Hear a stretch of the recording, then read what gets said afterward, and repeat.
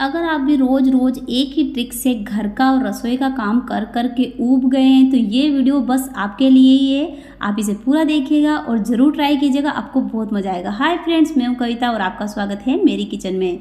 तो पहले टिप में मैंने शेयर किया आपसे कि ऐसा होता है कई बार कि हम जब भी खीर बनाते हैं तो उसके साथ पूड़ी तो हमें बनानी होती है। पर ऐसा होता है कि बच्चे बड़े सभी घर में जितने भी लोग होते हैं ना, वो खाने के लिए बैठ जाते हैं और हम होते हैं अकेले किचन में। तो पूड़ी एक एक कौन बनाए। तो मैंने क्या किया, मैं क्या करती हूँ हमेशा, और ऐसा ही मैं मतलब कि हमेशा मुझे ठीक लगता है ऐसा करना। मैं क्या करती हूँ कि एक बड़ी सी लोई बनाती हूँ और उस लोई को इस तरह से बेल के, रोटी की जैसे बेल के, और उसके बाद में इसे काट के इस तरह से मैं तल देती हूँ। तो ये पूड़ी की पूड़ी लगती है, फिर देखने में एकदम अट्रैक्टिव लगती है, सुंदर सी लगती है ये पूड़ियाँ। जैसे समोसा पूरी नहीं होती ना, बिल्कुल वैसी ही। तो पहले आप क्या कीजिए, अगर ढेर सारी पूरियाँ बनानी है तो आप भी ऐसे कीजिए। पहले ढेर सारी लोइयाँ बना लीजिए, उसके बाद में इस तरह से रोटियाँ बना बना के एक साथ 6-6 पूड़ी बना लीजिए। अगर रोटी आप छोटी बनाते हैं ना तो आप 4 पूड़ी काट लीजिए, और बड़ी रोटी बनाते हैं तो 6 पूड़ी काट लीजिए। देखते ही देखते हमारी थाली भर के पूड़ियाँ बन जाती है, और सिर्फ एक बार बेलने से। तो आपको ये ट्रिक्स कैसा लगा, आप कमेंट सेक्शन पे बताए बिना बिल्कुल नहीं जाइएगा। अक्सर ऐसा होता है कि रोटी बनाते समय रोटी फट जाती है और भाप लग जाती है अंगूठे पे या फिर कहीं पे भी। तो आप इस तरह से रोटी का आटा लगा सकते हैं, तुरंत आराम मिल जाता है और फाला नहीं बनता है हमारे अंगूठे पे या अंगुली पे। तीसरे टिप में क्या रहेगा कि अगर रोटी नहीं बना रहे हैं, ऐसे ही कोई सब्जी वगैरह बना रहे हैं, आटा गूँथा हुआ नहीं है और हमारे हाथ पे ना कुछ लग गया है, मतलब कि जल गया है, तो आप तुरंत ही हमारा जो पेस्ट होता है ना वाइट कलर का, वही वाला पेस्ट, और कोई दूसरे पेस्ट होते हैं वो ना लगाए, बस इस तरह का पेस्ट लगाए, तुरंत आराम मिल जाता है, ठंडक मिल जाती है, और उसके बाद में इसे धो लीजिएगा ताकि ये ज़्यादा एकदम चिपक ना जाए।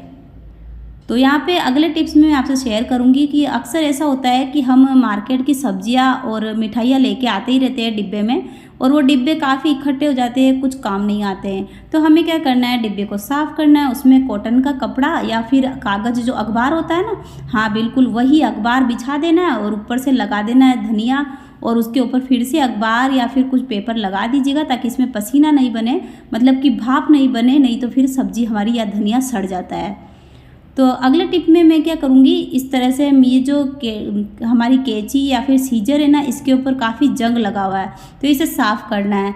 अगर इसे साफ़ करने के लिए बैठते हैं तो काफ़ी ज़्यादा रगड़ना पड़ता है, और फिर से इसके ऊपर काफ़ी ज़्यादा जंग लग जाता है, और ये काफ़ी भारी भी लगने लग जाती है जब हम इससे सब्जी काटते हैं। तो मैंने क्या किया है, यहाँ पे एक नींबू का टुकड़ा लिया है और उस टुकड़े के ऊपर डाल दिया है थोड़ा सा मीठा सोडा। ये देखिए, जैसे ही नींबू का रस निकलने लग जाता है ना इस मीठे सोडे के ऊपर, ये काफ़ी ज़्यादा झाग होने लग जाता है, और ये जो नींबू का रस और मीठा सोडा है, ये हमारे जंग को बिल्कुल साफ़ कर देगा, एकदम क्लीन कर देगा। आप देखेंगे कि मतलब कि कुछ सेकंड, आधा मिनट भी नहीं लगता, 30 सेकंड के भीतर हमारा ये सीजर एकदम बढ़िया सा साफ़ हो जाता है।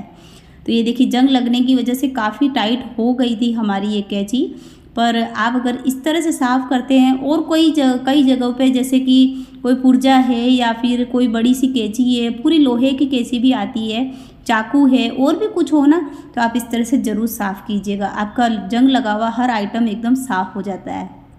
ये देखिए, हो गया हमारा सीजर साफ़। अब आप इसे धो के और इसके ऊपर एक बार ऑयलिंग कर दीजिएगा ताकि ये जल्दी से वापस इसके ऊपर जंग ना लगे, और काम में लेते रहते हैं तो फिर जंग वैसे भी नहीं लगता है। तो इसे फेंके ना, इसे भी काम में ले सकते हैं।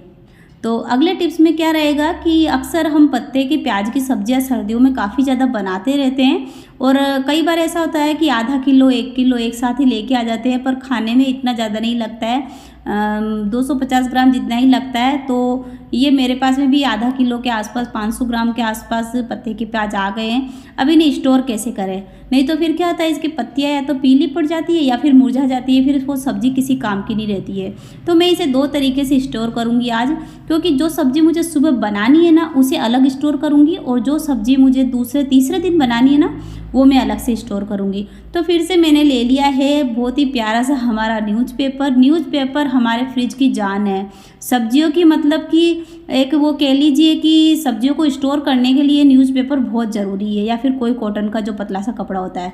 इस तरह से आप इसमें लपेट दीजिए, और जो सब्जी आपको सुबह बनानी है ना, वो इस तरह से कटोरे को पॉलीथीन में एकदम बढ़िया सी ऐसे गांठ लगा के और फिर रख दीजिए फ्रिज में। सुबह आप इसकी सब्जी बना लीजिए प्याज को धो के, और वो वाले प्याज आप 2 दिन 3 दिन बाद में कभी भी काम में लीजिए, बिल्कुल ख़राब नहीं होते हैं।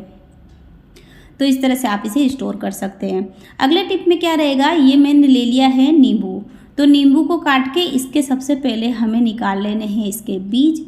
ये जो नींबू का नुस्खा है ना, ये मेरी दादी जी के ज़माने का है, बहुत ही बढ़िया सा नुस्खा है। जब कभी भी हम खाना ज़्यादा खा लेते थे या फिर किसी को उल्टी वगैरह होती थी ना, तो हमारे दादी जी क्या करते थे, नींबू के रस से, नींबू से पहले बीज निकाल के उसके ऊपर इस तरह से चाकू से हल्के हल्के से होल कर देते थे। उसके बाद काली मिर्च का पाउडर और काला नमक डाल के इस तरह से सेक देते थे। इसका टेस्ट इतना लाजवाब होता है ना दोस्तों, आप एक बार ज़रूर ट्राई करना। ज़्यादा खाना खा लिया है, खट्टी खट्टी डकारें आ रही है, या फिर आपको काफ़ी ज़्यादा मतलब कि परेशानी हो रही है, जी मतला रहा है, तो आप ये वाला ट्रिक ज़रूर आजमाएं। नींबू को सेक के इस तरह से काले नमक और काले मिर्च के साथ में, और ये जो है ना, आप नींबू इसे चूस सकते हैं ऐसे ही, या फिर आप चाहे तो इसको कटोरी में निचोड़ के उसके बाद चम्मच से ले सकते हैं।